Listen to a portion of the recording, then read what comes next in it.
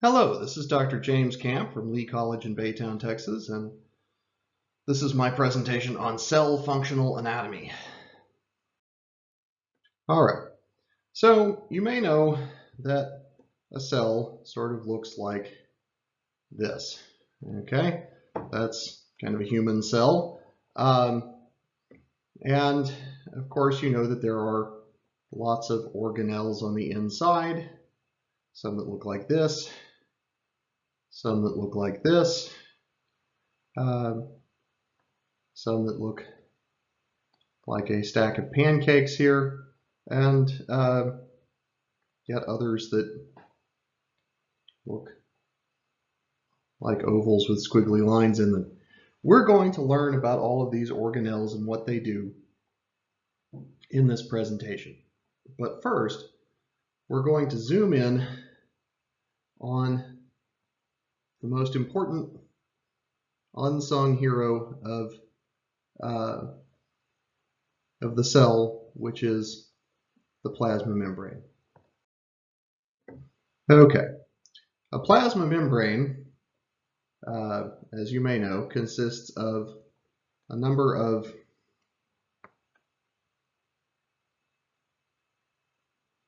hydrophilic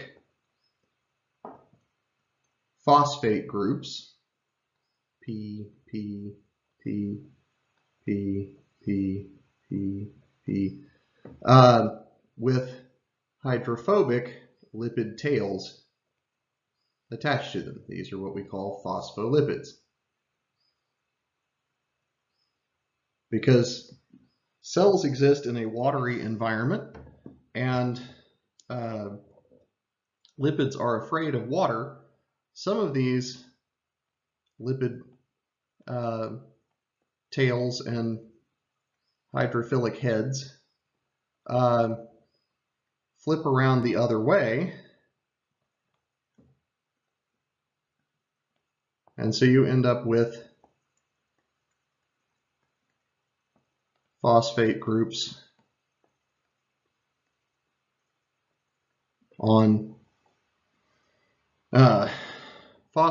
on the outside here, phosphate groups on the outside here, and a lipidy hydrophobic middle area here in the middle. This is what we call a phospholipid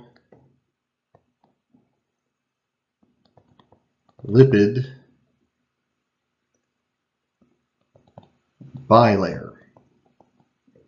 Okay, what is so handy about that? Well, it means that all of the water molecules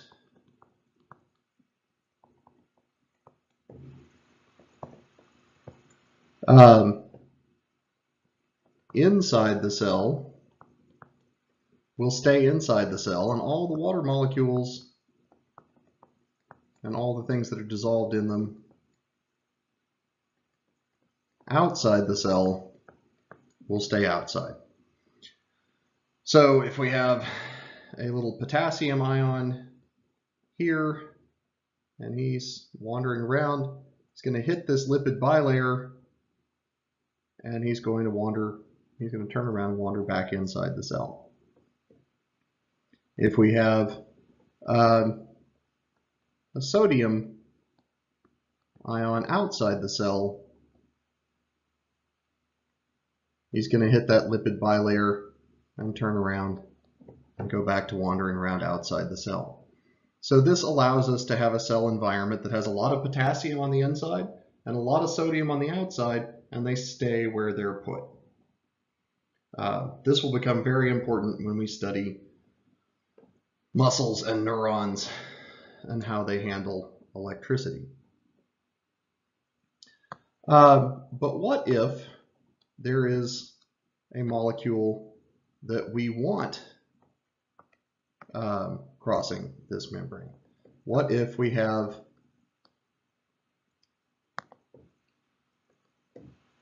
a glucose molecule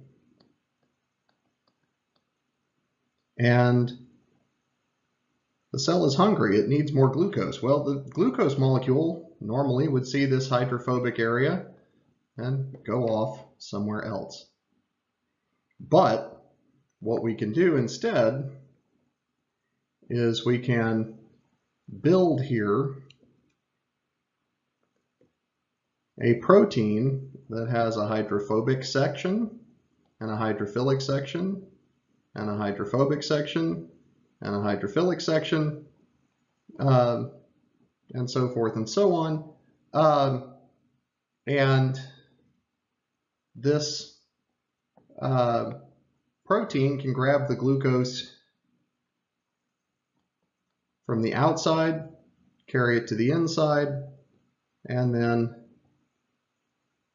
our little glucose happily comes into the cell. This is a process called facilitated diffusion. Things are diffusing. They're moving from areas with lots of glucose to areas with not much glucose, like inside the cell. You could also have transporters that work in a more active way. You could have,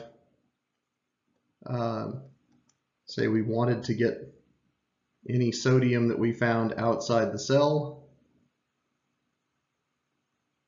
You could have a transporter that takes sodium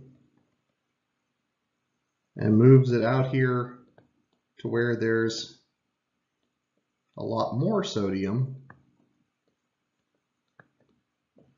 and that takes potassium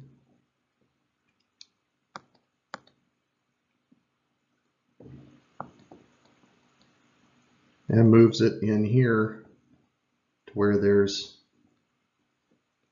lots of potassium. Going against the grain like this, going against diffusion, requires us to expend energy. So we have to use up ATP. Okay? And we convert that ATP to ADP plus P, inorganic phosphate, and that energy powers this transport. So this is called active transport. It's transportation that requires energy to move against the grain. Okay, some other things we might find in our phospholipid bilayer. We might also find an embedded protein with a hook that would be what we call a cell adhesion molecule, or CAM for short. And we might have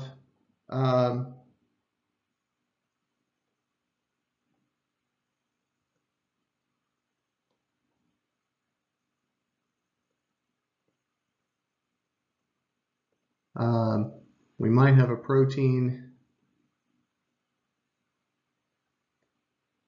that that is a receptor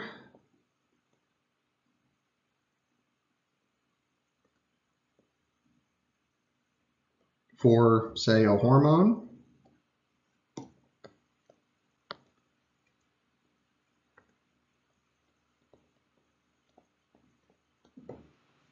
And so it receives that hormone and it sends a signal inside the cell telling the world that that message has been received. So there are all sorts of kinds of decorations we can put in the cell membrane. We can also put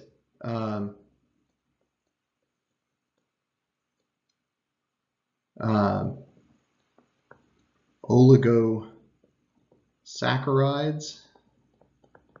Remember, oligo means few. This is a few sugar molecules arranged in such a way that they signal to the rest of the world something about this cell, maybe what type of cell it is, or what person that cell belongs to, so that your immune system will recognize it as your cell and not somebody else's. So that is our cell membrane. Okay, and we've studied the heck out of it. For now, we're just going to treat all of the rest of these membranes as little lines. Okay, so for the rest of this, what I'm going to do is try to use the cell as a city metaphor that I once learned, and it works pretty well for me. That is, if we imagine the cell as being a typical small modern city, most of the things inside it do something that that's equivalent to what keeps your city running. The cell membrane, of course,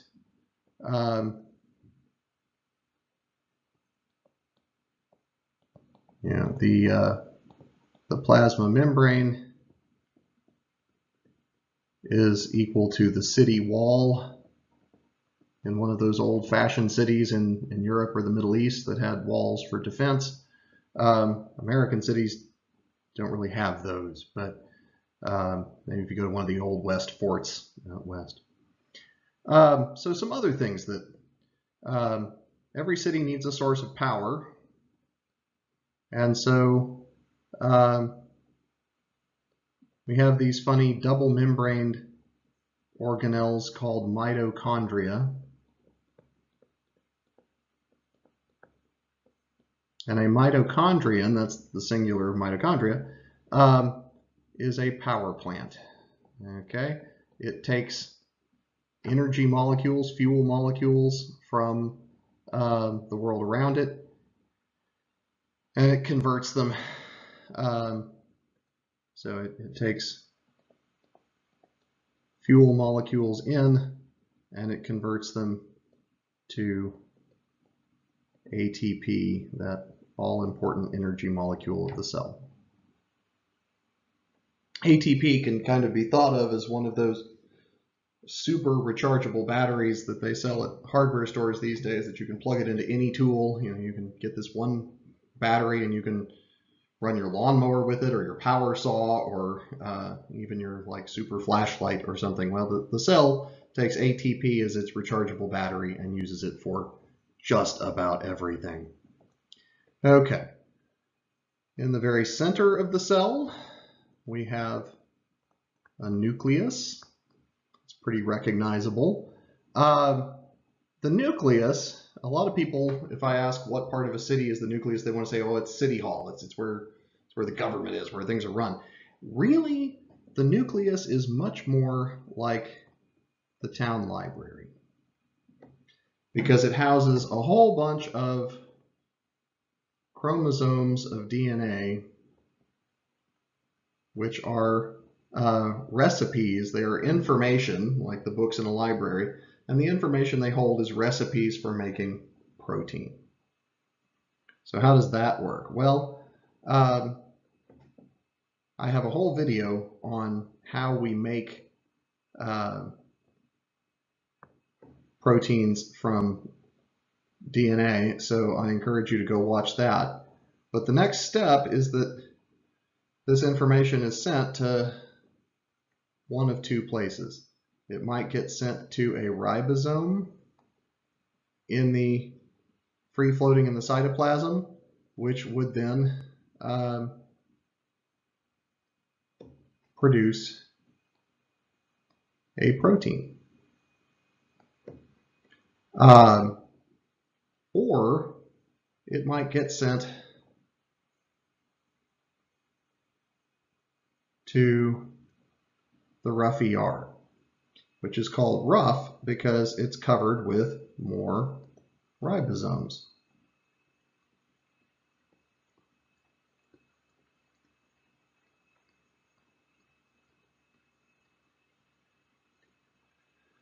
And those ribosomes are going to take this information and make proteins in the lumen of the rough ER.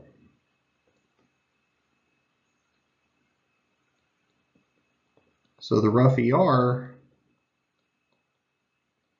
is a protein factory.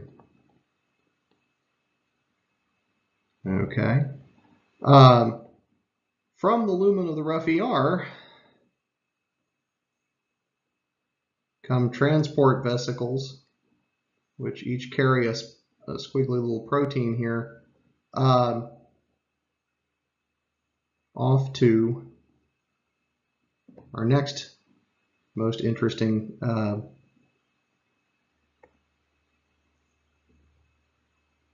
this little stack of pancakes looking molecule called the Golgi. Okay, the Golgi is our sort and ship center. Okay, it takes your protein in and it moves it to the right place, and then it packages it in another little vesicle which could take it outside the cell. That's called a secretory vesicle when the protein is being secreted, or it could take it to a special place inside the cell where it might get used for a special purpose.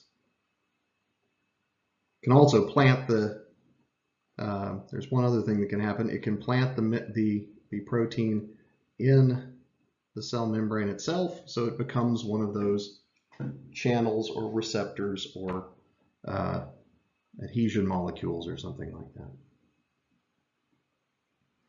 that. Okay, so that's all of our protein making apparatus. If you look carefully, you'll also see something that looks kind of rough ER-ish, but doesn't have the ribosomes. That's called smooth ER. And we know that this cell is Baytown because smooth ER is a chemical plant.